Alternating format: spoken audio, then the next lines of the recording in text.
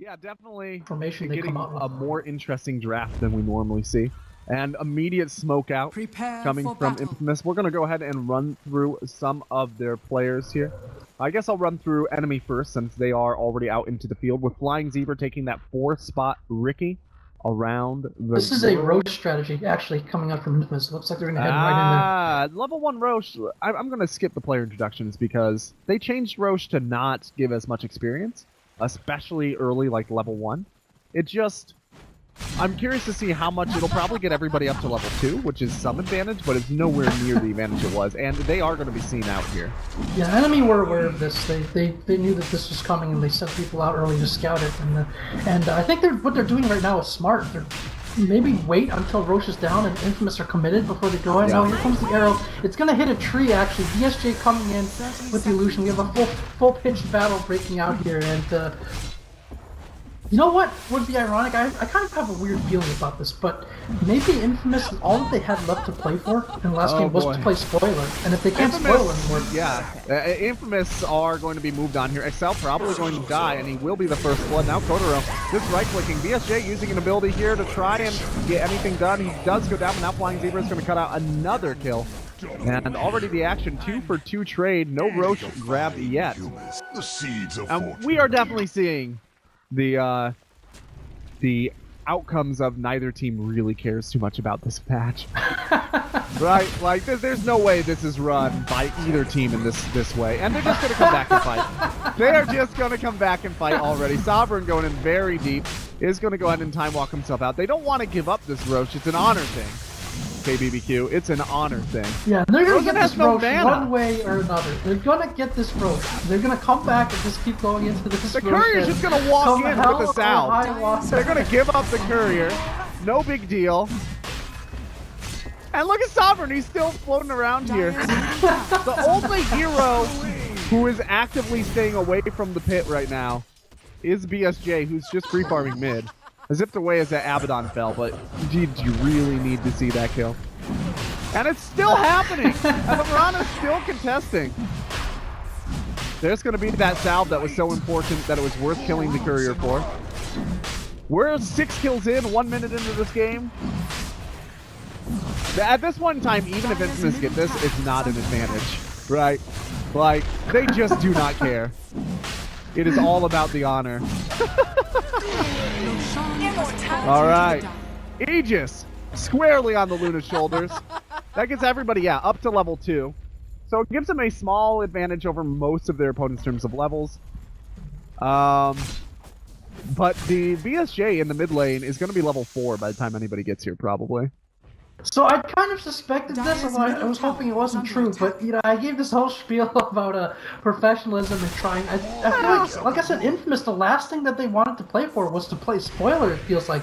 And so, knowing that their opponents also have nothing left to play for, they just decided to go for this, or, you know, maybe try this out. We have seen this before in the past, I think in the Korean League, actually. Okay, Sovereign is going to be stunned and nuked down. He will time walk away, but this is just a 5-man death ball at this point. Win or lose, it's going to happen in 15 minutes. We saw this happen in the Korean League before, where it was just a level 1 5v5 more or less. It was a lightning throw strategy, and they just decided to run together, and they actually almost penetrated the high ground. I think almost took a set of Raxes before they were finally repelled. So we're seeing something along those lines here. I don't know if that's going to work here. It feels like BSJ can almost push faster himself, and you know, at the very least, they're going to get some levels up on these heroes, and then just come in and they'll be level 5 or 6 on their course when this push finally reaches the tier 2. Or 687 as well, where these towers become much harder to push. But yeah, that's a good point. I mean, that extra 3 armor feels like a big deal when you're up against level 2 heroes. That's for sure. And the damage is up to 25% more per hit for the tier 2s, and the tier 3s are sunken.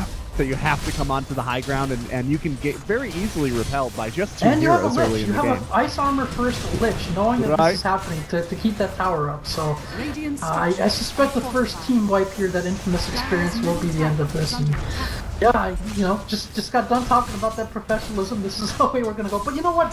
These teams, they've earned the right to have some fun. Yeah, they really just need to relax. Everyone just have some of the pressure taken off them, and you know, it's obviously just hard to be a good enough team to get invited to this main qualifier. And and the deal is here too. You do have to keep in mind that there is nothing on the line. They do probably care a little about the viewer experience, but they're also probably aware, with nothing on the line, the viewers that are stopping by are probably looking for some cheese, some antics, and some memes. You know, it's like... This is part of the viewer experience here. I think you maybe want to see this. So.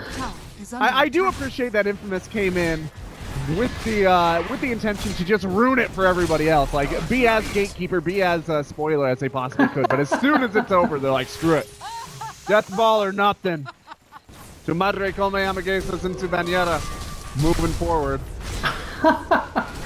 Well, they kind of said if we can't get to that major again, we'll make sure you guys don't either. So. But you're not better than us. Is basically all they wanted to say to EnemyGG. Like, yeah, we're not moving forward, but there's no way in hell you are either. And still the death ball. BSJ's just ignoring it. He's chilling up here. Let's talk about the infused raindrops. We see that in the Dazzle. I'm surprised this item hasn't been picked up more, actually, because... It's been getting picked up a ton in China, is my understanding. Not that I've watched a lot of those games, because I've been casting in every other region, basically, but... my understanding is that Chinese players really highly value it. In North America, we basically never see it. I am also surprised by that. You know what? That might explain some things with regards to my lineage. I did a patch breakdown with Scant and Witcher, and I was absolutely in love with this item. I know you were, because you messaged me when this item came out, and you said, good luck stopping me mid-now, you scrub. Infused raindrop, I'm invincible. Lol, lol, lol, lol, lol. Yeah, that was my patch note from you. It gives an absurd amount of regen given its cost, and also blocking those nukes I feel is big for basically all lanes. Like if you're an offlaner, it insulates you from a nuke early on by like a level 3, level 4 hero, basically. And for any kind of prolonged fight, anybody that fears ganks from these quick bursts, it's just really good for just about anybody. And I'm surprised it hasn't been picked up more everywhere. And you know, I'm not surprised the Chinese love that item as much as they do. And I wonder if it'll actually catch on. Obviously not in this setting where you've got 2 raindrops on the Dazzle. Well, then again, it's given him quite a bit of mana regen, so he can just keep on healing right through us. They continue to clear out these towers due Infamous. This 5-man has not been stopped just yet.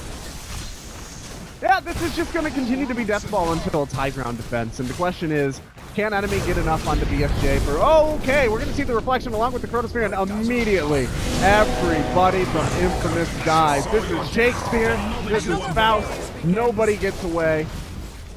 Vengeful Spirit will be taking some damage as well, and Wilfrey going down, Sovereign closing that gap. Yep, that's the end of that, says Enemy. You can take everything, but our off lane is sacred. God damn it, this is... I never thought I'd ever hear someone say this is Shakespeare in a Dota cast as my co-caster, so I'm glad I lived to that moment to have that happen. I feel like I say that a lot now that I think about it. It's sometimes you just gotta reference the old times. That now Kotaro just running in, because why the hell not? He's only level 3, but you know, he's big and bold, playing those edges as we've talked about so many times. Sovereign getting caught out a bit. He does have a time walk. Oh, the stun will save him actually. Slayer has a haste, so he's fine. And now the Ricky throwing down the smoke for the mischance. Meanwhile, BSJ. He just continues to do his thing. And Infamous are not deterred, Korean Barbecue. Infamous are going to return top as 5. Vlad's is up on the Luna. You know, that Dota's going to have a lot of fun with some of the item choices from this game, that's for sure. But, you know, let's talk a little bit about Not Today and Dragon, because that is the next match that we're going to be casting to let our viewers know. And that match does matter because Group A has not yet been really taken firm shape just yet. And so both teams have a chance to move on there. I think Not Today played one series yesterday, and I believe they went 2-0 in that series. They managed to win that series. And Dragneel, as far as I know, I think they went 1 tie, 1 loss, so both teams still very much alive, trying to make a dent there in that Group A. So, yeah, that'll be next up on our cast docket when this game is over. So after this game, I'll probably throw over to some of the European games for a little bit in the host. If you guys just want to hang on this channel for some Dota, we do have some games, as Korean Barbecue mentioned, coming up that will presumably not be 5-man death ball for Infamous. If Infamous actually win this game with this strategy, I might cry. Like, there's just no way. Well, there's a Chronosphere up. There's not yet a Chain Frost because this Lich is level 3, so... Right. It's not even 10 minutes in, so... There's a mech. You know know. what? If you make sure Okay, that here's the dazzle... Chronosphere. Sovereign is going to move in and just do solo right clicks with the Not Chronosphere, enough not getting damage though. anything BSJ done. not there to mop up. Okay, that's a big Chronosphere down. There's no ults left. I think if you keep the supports back, keep them alive, they might have enough left in the tank. There we go. There's going to be the Grave going out onto the Vengeful Spirit. Vengeful Spirit trying to get away. Will not be able to. One last right click from Sovereign will mop it up, as you mentioned now. Greedy is going to move on to Slayer, who gets a leap over the edge and passable train for the save. And now Frozen moving around. He is going to run away from his team and be hunted down. Do you want to build a snowman in hell, Frozen? 'Cause that's where you're going. All right. Flying Zebra just running out for no apparent reason. Why the hell not? BSJ forced to retreat. There is a ward down here.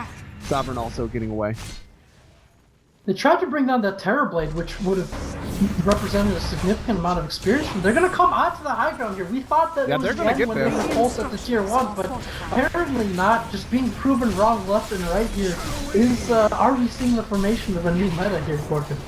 This is clearly 6.81B Reborn is what this is. Flying Zebra now moving on. No, Excel getting very close, but the mechanism from all the tower gold keeps him up. Excel will end up going down before he manages to get anything else off. And now the arrow will be dodged as Greedy is torn between moving on Sovereign and moving on the Mirana. Mirana is going to come around the backside as Sovereign comes in. Manages to get one more kill moving forward.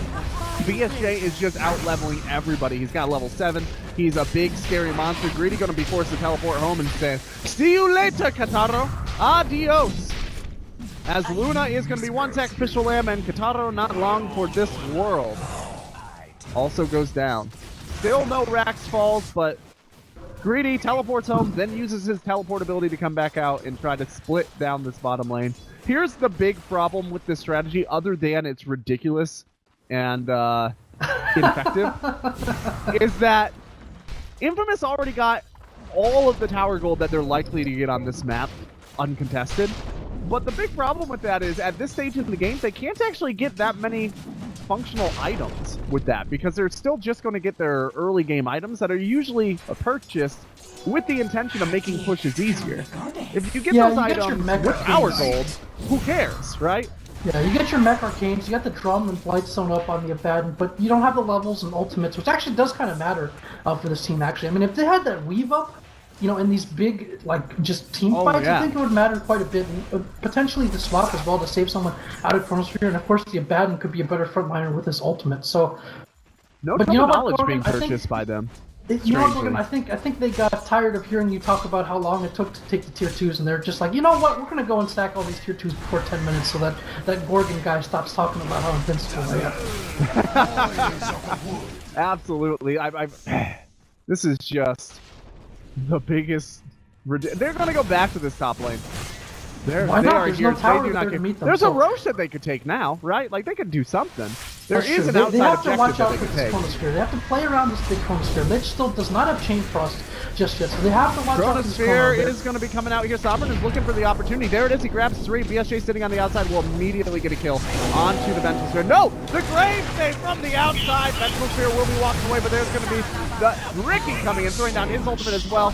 That's going to be a dead Luna. Greedy, probably not long for this world. The Lich does get the Chain Frost in the middle of the fight. There's going to be the summonables for no apparent reason, and Vengeful Spirit, after the Grave save, will be the only hero to escape. Infamous, however, did manage to plant some high ground vision there onto enemy. Obviously, that's going to play huge high ground vision, and there's the GG, and they're all just going to rage quit out. It was fun while it lasted, folks.